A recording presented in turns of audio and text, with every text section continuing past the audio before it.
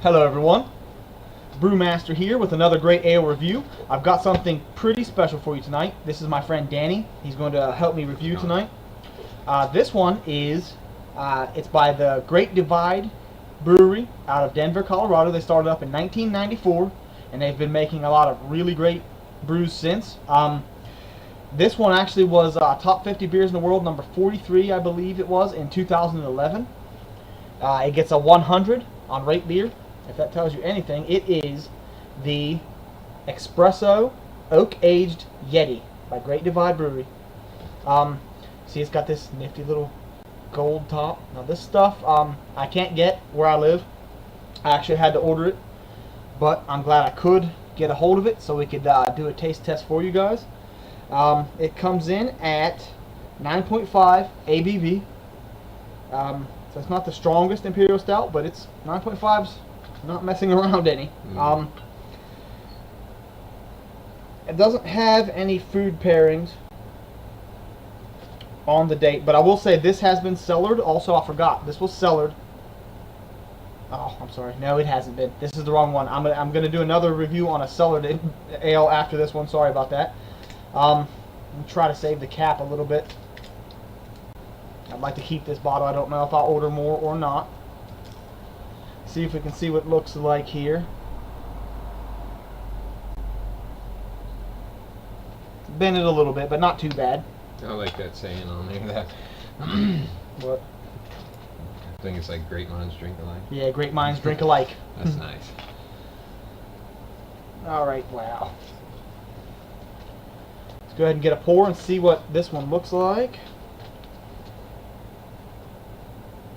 Ooh.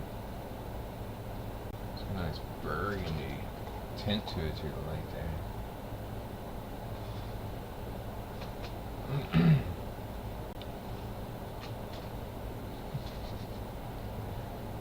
As you can see, I was fairly aggressive, and I got a pretty large head. That's probably a good 3.5 finger head. I must say that these glasses that we're using, they promote a very large head anyway, so you actually kind of have to be careful. Now this is a very, very creamy, almost like a whipped looking head, very frothy and creamy. It's there's absolutely no light that comes through this. You can't see any amber accents, nothing along the edges. I mean, this stuff is pitch black, and the head is a dark, rich mocha color. Probably it might be the darkest head I've seen. It's a really dark head. Like, it looks almost like a milk chocolate color. Yeah. If you guys can see that, I mean, it's like chocolate milk looking. Let's go ahead and get a nose and see what this smells like. Oh, wow. There's lots of chocolate notes. Yeah. A lot of roasty malt. Very roasty.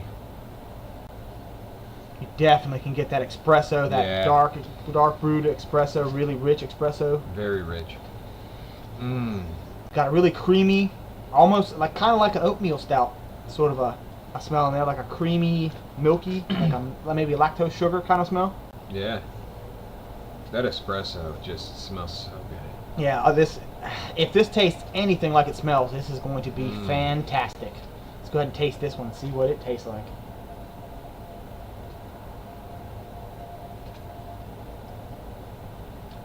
Oh, wow. Yeah. Huh. Excuse me a moment.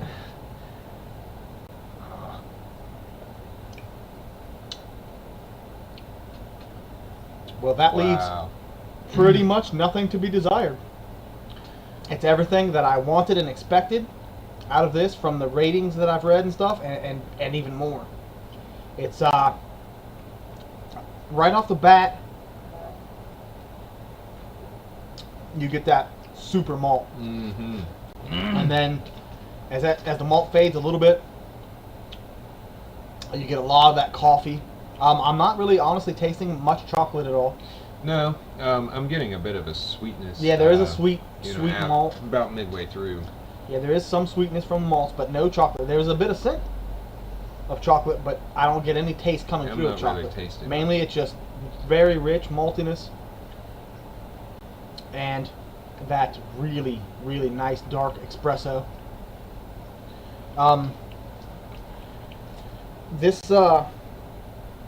yeah, I guess the coffee is added from Denver's own Pablo's Espresso, which I believe is a coffee shop.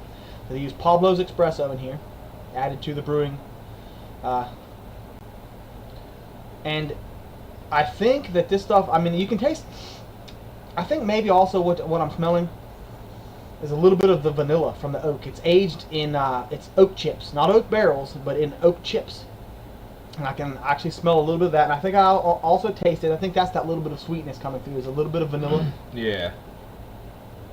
I think with this one we might want to warm it up, let it warm up a little bit. Yeah, I think this one we let warm up for about probably 15 to 20 minutes out of the fridge. So it's probably looking at, I don't know, maybe 50 degrees, 49, 50 degrees. If you let it warm up, you probably get a lot more roastiness to that malt. It would, the vanilla might come out a little bit more. I'm not going to do 2 videos today.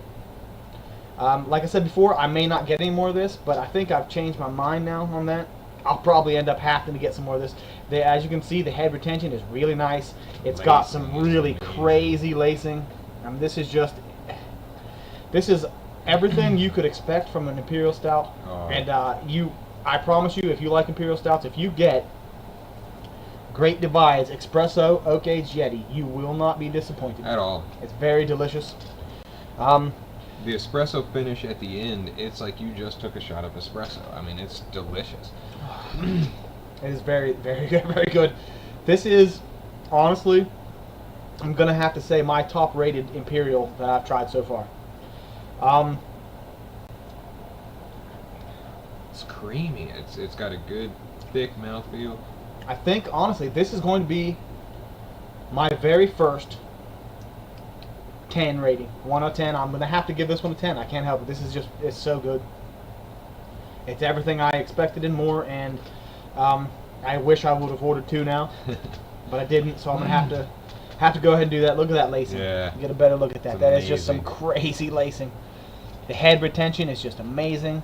I mean, you still got almost a finger, and I've been talking for almost 8 minutes now. So yeah, try Great Divide's Espresso Oak Aged Imperial Stout. Yeti Imperial Stout, I'm sorry. It's very good. If you guys have any questions, leave them in the box below, or any comments. I always welcome your criticism. I'm doing these videos for you. And I've been Brewmaster, and this is Danny. You guys have a nice night.